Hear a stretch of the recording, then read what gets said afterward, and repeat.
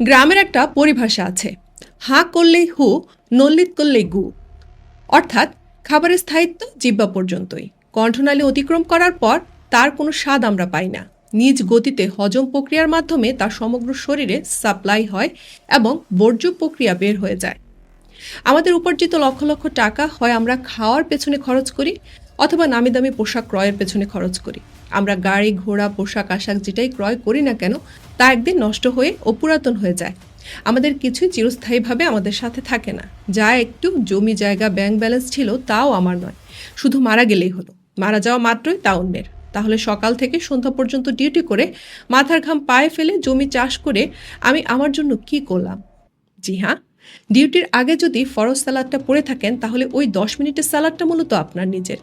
কুরআন তেলাওয়াত করলে সেই তেলাওয়াতটা মূলত আপনার। আল্লাহর রাস্তায় কিছু দান করলে সেটা মূলত আপনার।